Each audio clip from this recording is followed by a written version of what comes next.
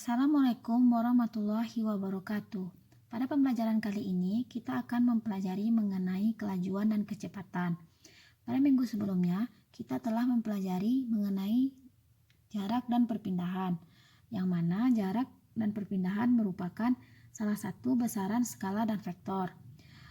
Begitu juga dengan kelajuan di sini merupakan besaran skalar, karena hanya memiliki nilai saja, sedangkan kecepatan merupakan besaran vektor karena memiliki nilai dan arah. Contohnya, pada kelajuan dapat kita lihat pada suatu kendaraan yang memiliki speedometer. Pada speedometer ini terdapat angka yang ditunjukkan ini merupakan contoh dari kelajuan yang berupa nilai saja. Kemudian untuk kelajuan rata-rata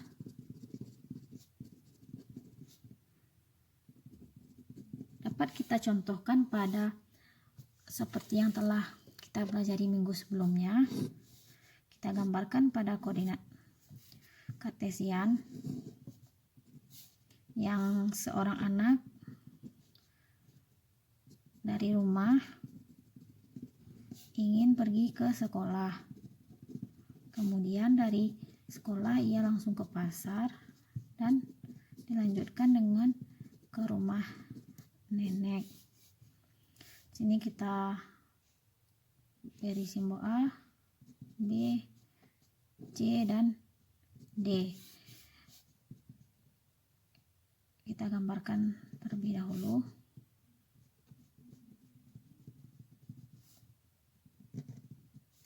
Di sini jaraknya 3 meter, 2 meter, dan 3 meter.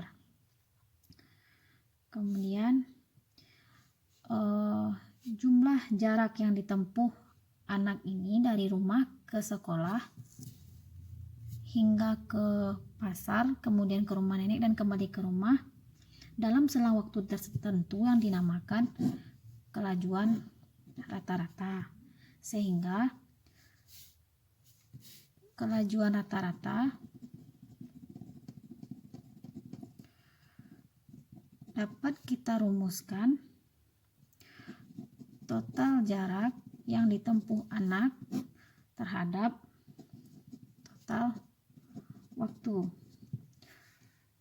Dari gambar ini kita dapat menentukan kelajuan rata-rata yang dialami seorang anak. Kita jumlahkan total jaraknya seperti yang sudah kita pelajari kemarin, dari rumah ke sekolah 3 meter ditambah sekolah ke pasar 2 meter ditambah pasar ke rumah nenek 3 meter dan dari rumah nenek ke rumah 2 meter. Kemudian waktunya, misalnya kita misalkan dari rumah ke sekolah itu 80 second, dari sekolah ke pasar ini 30 second, sehingga total waktunya 80 second ditambah 30 second ditambah 80 second ditambah 30 second sama dengan 10 untuk jaraknya per 200 total waktunya. Sehingga kelajuan rata-rata yang dialami anak yaitu 0,05 meter per second. Baiklah, selanjutnya kita akan membahas mengenai kecepatan. Di sini kecepatan itu tidak sama dengan kelajuan karena kecepatan memiliki arah. Kemudian untuk kecepatan rata-rata dapat kita rumuskan perpindahan dibagi dengan waktu atau delta S per delta T. Contohnya, sebuah mobil bergerak pada suatu lintasan dengan jarak 50 meter menuju 100 meter dengan waktu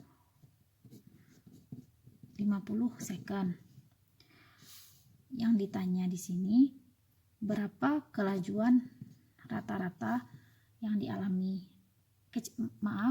Berapa kecepatan rata-rata yang dialami mobil? Kita masukkan rumusnya. V sama dengan delta S per delta T. Di sini delta S ini kan perpindahan. Seperti yang telah kita pelajari, perpindahan itu merupakan perubahan posisi dari titik awal ke titik akhir. Di sini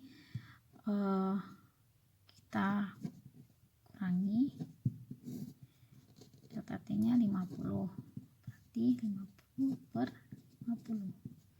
1 meter per second, sehingga kecepatan rata-rata yang dialami mobil yaitu bernilai 1 meter per second. Kemudian untuk contoh lain, sebuah mobil B memiliki fungsi perpindahan X sama dengan 3T kuadrat ditambah 5T dikurangi 3. X ini perpindahan mobil dan T di sini adalah waktu. Berapa kecepatan rata-rata yang dialami oleh mobil B dalam waktu T sama dengan 1 second hingga T dengan 3 second. Kita masukkan pada saat T 1 second, perpindahannya yaitu 3 dikali 1 kuadrat ditambah 5 dikali 1 dikurangi 3 sama dengan 5 meter. Kemudian untuk T sama dengan 3 second, perpindahannya yaitu 3 kali 3 kuadrat ditambah 5 dikali 3 kurangi 3 sama dengan 39. Sehingga untuk kecepatan rata-ratanya V sama dengan delta S per delta T. Delta S yaitu 39 dikurangi 5 per waktu yaitu 3 dikurang 1. 39 tuh dari waktu yang selama 3 second, 5 ini dari waktu 1 second. Sehingga didapatkan hasilnya yaitu kecepatan rata-rata mobil B yaitu 17 meter per second. Baiklah, selanjutnya kita masuk pada kelajuan dan kecepatan sesaat. Di sini ada sebuah kendaraan yang memiliki speedometer. Nilai kelajuannya itu tidak akan pernah tetap. Kemudian kita bisa menentukan kelajuan dari speedometer ini pada waktu tertentu. Itu yang dinamakan dengan kelajuan sesaat, di mana kelajuan benda itu pada selang waktu tertentu atau selang waktu yang sangat kecil atau delta T mendekati 0. Secara sistematis dapat ditulis V sama dengan tim delta T mendekati 0 delta X per delta T. Baiklah, selanjutnya kita masuk pada kecepatan sesaat. Kecepatan sesaat di sini merupakan kecepatan pada suatu waktu tertentu dari lintasannya. Secara sistematis dapat kita tulis T sama dengan delta X per delta T. Delta X ini perpindahannya dan delta T waktu. Kemudian masuk pada percepatan. Di sini percepatan dapat kita artikan perubahan kecepatan. setiap satuan waktu yang dialami benda. Secara sistematis dapat kita tulis A sama dengan delta V per delta T. Pada percepatan ini, jika kecepatannya bertambah,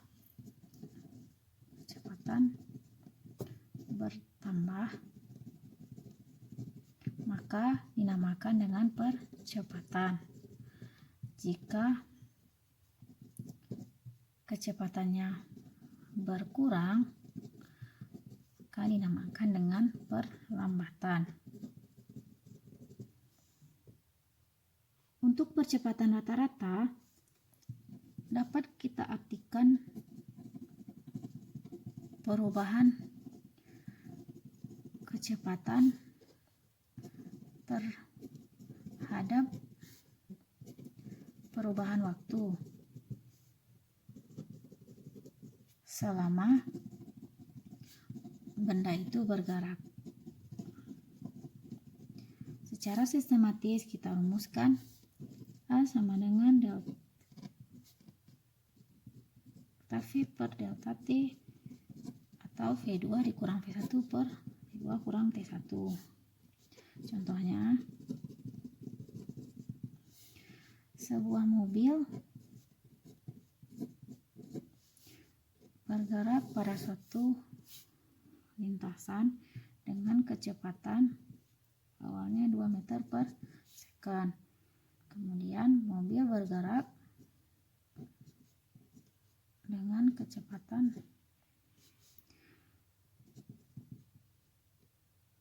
4 meter per second dalam waktu 10 detik. Di sini ditanya berapa percepatan yang dialami mobil menuju jarak ini. Kita masukkan langsung pada rumusnya. A sama dengan delta V per delta T. A sama dengan V2 dikurang V1 per T2 dikurang T1. V2 di sini 4 meter per second dikurang 2 meter per second. T awalnya 0, berarti ini T2 berarti ya 10 dikurang 0, berarti 2 per 10 sama dengan 0,02 meter per second. Berarti percepatan yang dialami mobil tersebut yaitu 0,02 meter per second. Kemudian contoh lain, sebuah mobil bergerak pada lintasan tertentu dengan kecepatan 6 meter per second. Kemudian mobil ini ingin berhenti atau mengerem mendadak, sehingga kecepatannya berubah menjadi 2 meter per second dalam selang waktu 10 second. Yang ditanya berapa perlambatan yang dialami oleh mobil tersebut. Sama seperti contoh pertama tadi, hanya saja bedanya di sini perlambatan. Tadi percepatan. Kita masukkan pada rumusnya per delta T. V2 dikurang V1 T2 kurang T1. 2 dikurang 6 per 10 dikurang 0, sehingga didapatkan hasil min 4 per 10 sama dengan min 0,04 per second, sehingga perlambatan yang dialami oleh mobil tersebut bernilai 0,04 meter per second. Contoh satu lagi, sebuah mobil bergerak pada lintasan lintasan tertentu dengan kecepatan 70 meter per second.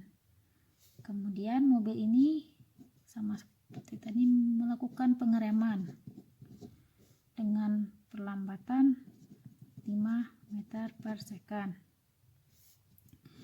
Berapa waktu yang dibutuhkan sampai mobil ini berhenti? Kita masukkan rumusnya sama seperti tadi. Di sini yang diketahui perlambatan. Perlambatannya 5, kita masukkan ini V2 kurang T1 per T2 kurang T1. Berarti nilai V2 nya itu 0 kurang V1 nya 70. Kenapa dia 0? Karena dia berhenti melakukan pengereman. Kemudian T2 nya 0 dan yang dibutuhkan di sini D, sehingga didapatkan hasil berarti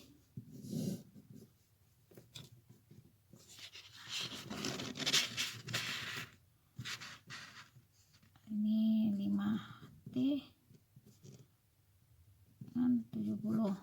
T sama dengan 70 dibagi 5 sama dengan 14 second. Sehingga waktu yang diperlukan oleh mobil untuk berhenti yaitu 14 second.